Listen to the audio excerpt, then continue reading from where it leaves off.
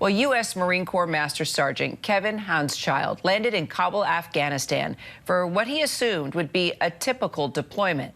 Well, it turned out to be anything but typical.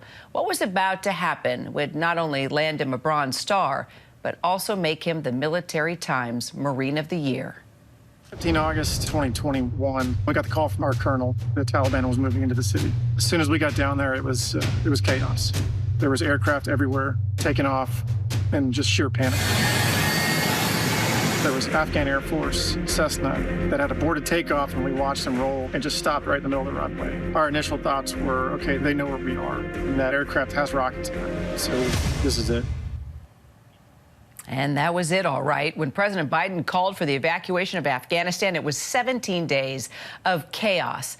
And Haunschild found himself attached to the 24th Marine Expeditionary Unit, coordinating tower and ground air traffic control for the largest non-combatant evacuation operation in military history, helping 144,000 non-combatants flee the country, as well as military personnel from more than 23 nations.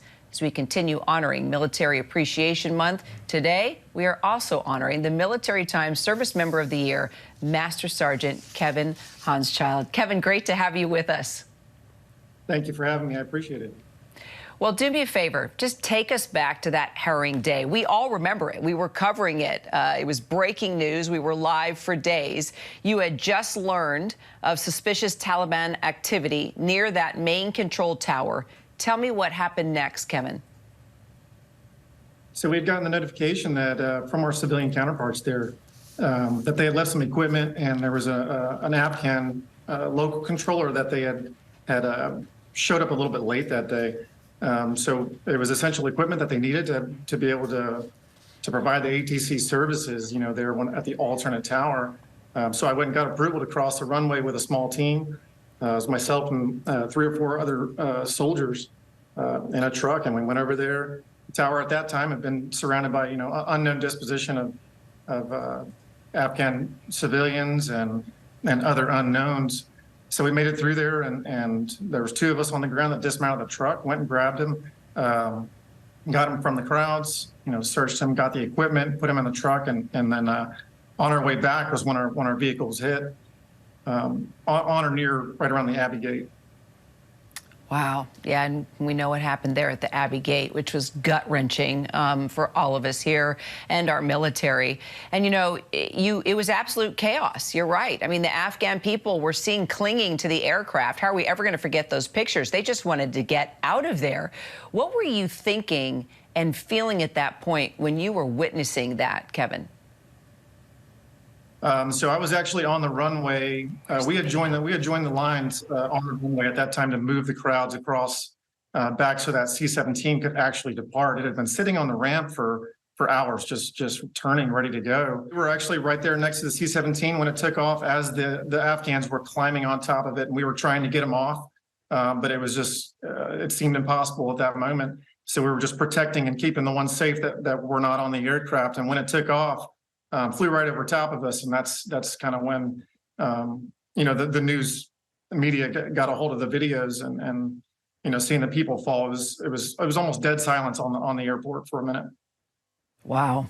And what do you think the military, your fellow comrades, even the President of the United States learned from that day? Well, for me, at least, what I learned and from what I remember is to be prepared for anything. I mean, that's why we're, you know, within the military, we consider ourselves subject matter experts within our specific fields. So that way our commanders can depend on us to do our job and not necessarily be micromanaged. You know, the commander can tell us to go, hey, you know, go do it exactly what it is that you've been training to do for however many years you've been in. How do you think this moment in time changed you as a person and as a Marine? So, I mean, over the last almost 2 years now, I'm extremely humbled. I take, you know, each day one step at a time. It's not easy, but you know, looking at it, I definitely think about, you know, the 13 service members that we lost on August 26th. And And then I was able to bring back, the small team of amazing Marines that I had with me. There was 14 of us total, at least with the guys that I took out with me. Was able to bring them back. And I still talk to every single one of them. But, from what I've learned from that experience is just to just be humble and be accountable. Well, it's incredible what you did and how you served our country, and I think we all learned so much from that moment in time. Master Sergeant Kevin Haunschild, congratulations. You deserve this, no doubt, and we just appreciate you sharing the story and being with us today. Well, thank you so much. I'm very honored.